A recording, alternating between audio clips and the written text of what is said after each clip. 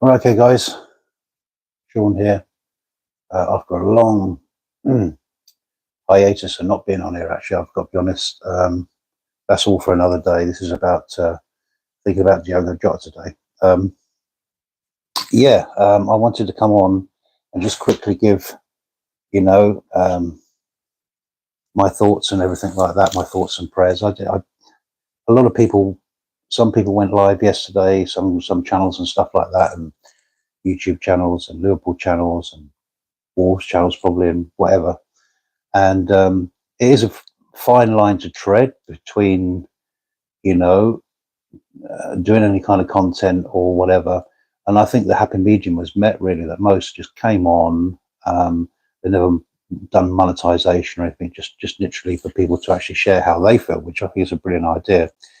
But I just came today on here really because I just felt I wanted to pass on what my thoughts really with it all. And it is devastating. And of course, our thoughts and prayers must go out to the family, of course, to his wife, to his 3 children. Yesterday I was thinking that one of the things that struck me yesterday really is I'm 30 years older than Diogo Jota, so longer than he was on the planet for. I'm older than him by 2 years because I'm 30 years older. He's not even 30, he's 28. He was 28. So, it just is such a sharp awakening to life. It's such a sharp awakening to just how fragile things are really, and how, excuse me, we just never ever know. And but as a parent, etc., and as a husband, I just can't imagine to put myself in his wife's position, and those little children, of course, and his parents. Having just got married and stuff 10 days ago or so, and you know everything in his life. He must have been thinking inside how blessed he was and what an amazing life he's got, etc. Because, he just won the league with us. And then, of course, he won the European trophy with Portugal, and then had gone on a holiday and then obviously got married and was, I think I'm right in saying, was coming back to the UK. And I just think it's amazing, totally and utterly amazing how the fans have sort of pulled together. And in this time, Liverpool's really great at this, at pulling together a time of a great need, or we've had more than our fair share of tragedies, of course. Not that we want anyone to have tragedies, but we've had so many serious ones, big ones, and it's not easy. And I've been supporting Liverpool since 1974, long time, and as just a child, going for my first time to Anfield. And I just love this club. I love everything about it. I love the fans. I love the city, but also the fans around the world as well. And this young man from Portugal came over here. He fitted straight in when he came to Liverpool. He brightened up the place almost as well. Whenever you saw, he had more than his fair share of injuries, and sometimes he had to wait a long time. That it's a little bit like with he would get injured, and I did notice on that last injury he had, he was so disappointed. You could see how disappointed he was because he knew he was going to be out for a long time.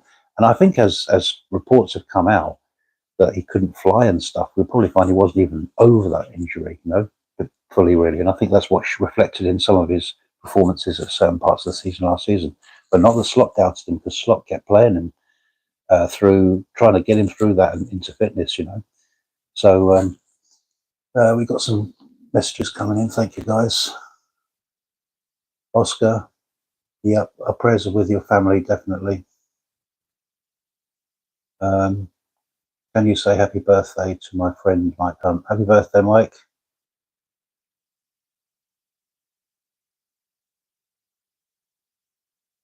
Jesus for life, we'll miss him.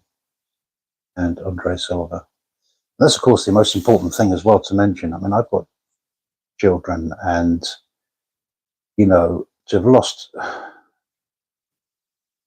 lost 2 children, when you've just seen them getting married, it's just, you just can't, it's such an incomprehensible thing. Because I think really across history, I'm trying to think over the years if there's been anything quite like this, and there really hasn't. That a player in his prime, playing for a massive club like Liverpool, and we all know that whatever we think about what Jota's form maybe was last year, we all know he has the capability to be what absolutely a clinical striker. We all know that. We've seen it so many times over with Diogo Jota, and I think he could have got back to that. So we loved him, and he was a special player for us. And to have seen all this outpouring of emotion and everything, it's just so the reason I put devastated in the title is because that's one of the things that keeps coming up. Devastated. And because I think it's about the only word we can really use is the word that comes, it doesn't even touch it, but it's the one that maybe comes closest to maybe what we can say about it, and so I think when I think about it, it's just so difficult. It's so difficult to put into words. But Devastation probably is the one that fits in the best. So yeah, I just wanted to come on, guys. I just wanted to just say what I felt or what I feel, and share my sort of feelings on it all. And please put your comments in the comments below about how you're feeling, and how you've been coping over these last 24 hours. There's another thing that's come up in these last 24 hours that's been really strange. Not strange, but it's kind of strange. Although, obviously, most of us, probably all of us, have never met him, that doesn't really matter because he's still a part of the Liverpool family, and he's he was our forward. We just embraced him like we do all the players. And so you have that connection, because my feeling yesterday was like I'd lost someone really, really close to me, as in like a family member, a direct family member or something like that. That's how I felt. I felt it was that kind of relationship, even though that isn't the relationship I've got that I had with Jota. I never met him, didn't know him, doesn't know who I am. I never met him. I just saw him play for us and cheered him on like all the rest of us do. But the thing about him is that, or the thing about it, let's put it like that, is that it's a strange relationship that a football fan has with a player. And it just comes out about how personal and how important, and everyone has different ways of feeling about certain things, but everyone has probably felt that little bit of a loss because of this. Some of it is because of how he died. Some of it is because of the way it all unfolded and everything else, and just the shock of it all, I guess. But it was actually my son who messaged me yesterday to give me the news, and I just couldn't believe it. I just could not believe what had happened. And I sort of doubted it at first. I thought, "Are you really true? Because there's so much fake news out there. Where are you getting this information from?" And he said, "No, Dad, I'm getting it from a very good source. Jota's died. He's been in a car accident." And then of course you go online and you start having a look and you see that it's true. You just can't process it. I couldn't process it for ages, and it is just so devastating, really, really devastating. And there's been so many incredible messages from the manager, from Klopp, from the current players at Liverpool, some former players at Liverpool, other clubs he played for, and other players that he might have been very, very close to. And the theme that comes out with Jota all the time is just what a great guy he was. No one's got anything bad to say about the guy. He just seemed to really, and that came across when he was interviewed, or you saw him on LFC TV or something like that. Wherever you saw it, wherever you saw him or saw him interviewed, or he was involved in some kind of discussion, you always got that impression what a great guy he must have been. And that's the feedback we've all been having. Clearly not from Liverpool. Oh no, Been there many times though. Been supporting since '74. Been there a ton of times to Liverpool. Does that matter though? Really? Does that really matter? Yeah. Does that really matter at a time? How is he? Well, I classify him as my number 20 because I support the club.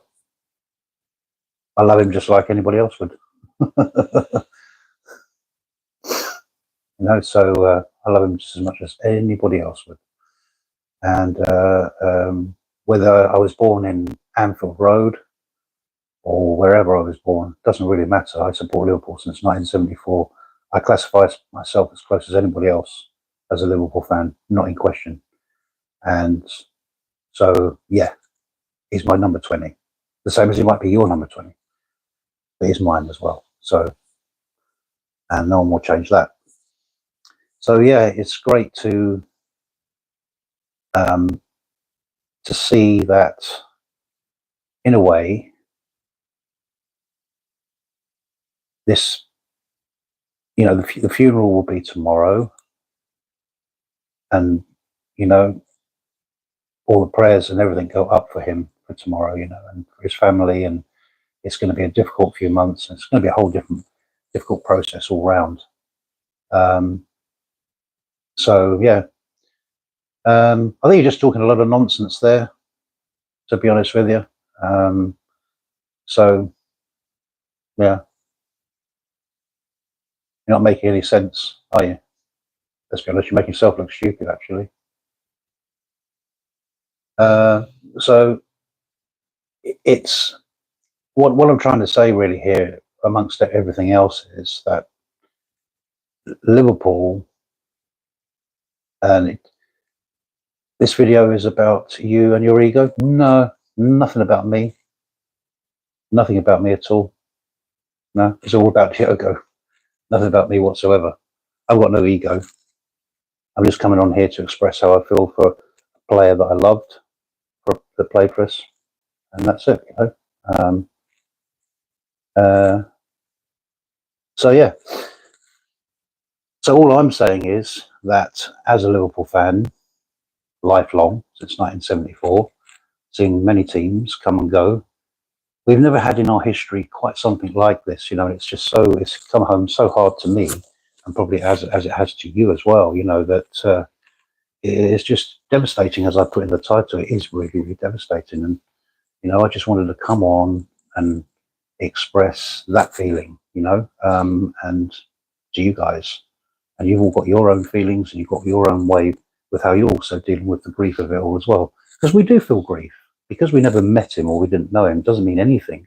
We still support the club, and every player that puts on that shirt, we support and we love, and we take them as our own. And and Diogo's no different in that, and he scored some really important goals for us. And yeah, so that's what I've got to really say about it, and so there we go. How do I get rid of this guy here, because he's just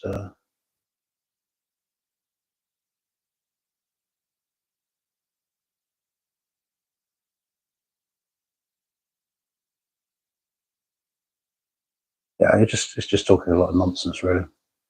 And that's the shame of it. You've got people out there that he's probably not even a Liverpool fan, expressing his view there. That's just ridiculous. I've not come on here to boost up my ego. It's got nothing to do with my ego or anything like that. I just come on because I want to share how I just want to show my respects as well. I've been supporting the club a long, long time, and I love this club so much, and always will.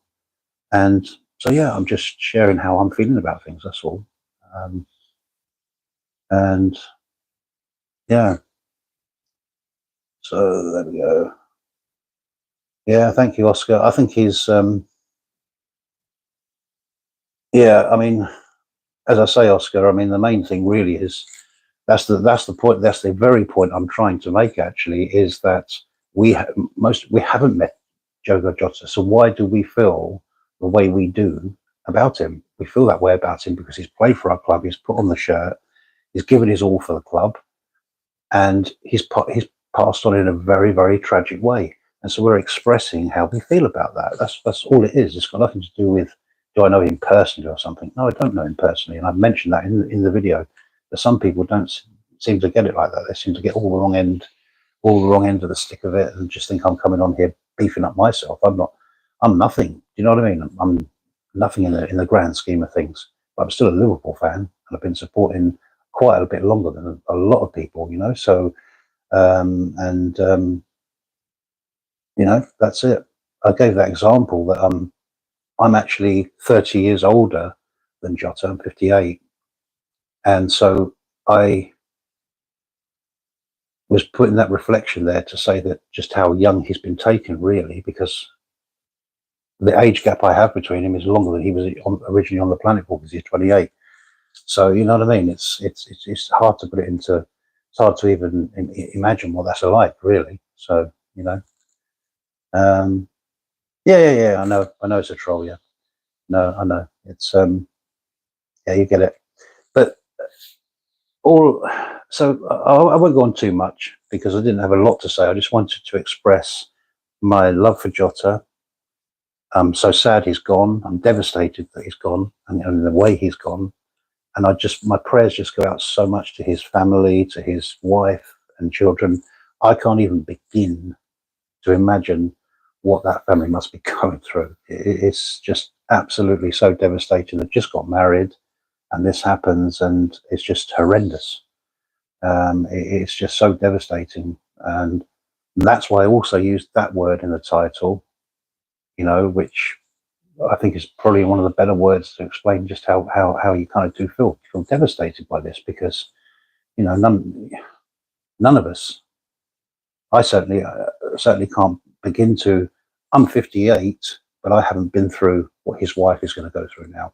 You know what I mean? It's simple as that. To have lost to have lost a husband like that, and for the parents to have lost two children, you know, in quick to just lost two children, having watched them get married. You know, it's just. I think the other. I've got a feeling the other brother got recently married as well. No, Sean, you are very important for God. Like well, I'm sorry, Sean. I am not trying to force you to believe in God. I'm just sharing my belief. No, I'm a Christian. I'm a Christian, Oscar. I am actually a Christian, and I do believe in God. You know, and when these things happen, we I suppose it's the biggest time where we think, you know, we ask God why. Really, why did this happen? And we've got all these kind of questions, but at the end of the day, you know, I just believe that God is above our thinking and above our ways, and He knows much better than I do, obviously. So He's got a plan. He's got a plan and a purpose, and we will only know maybe one day fully what exactly that is. You know, so I've had friends in my life pass on in situations or times of lives where I just think that makes no sense, but it doesn't make sense to me. But it probably does to God. And so, no, big up. I've got a faith, very strong faith, and you know, yeah, there's a purpose in this, even if we don't understand it. I don't want to go too deep on that side because, you know, everyone has different beliefs and everything. But yeah, it's one of those things.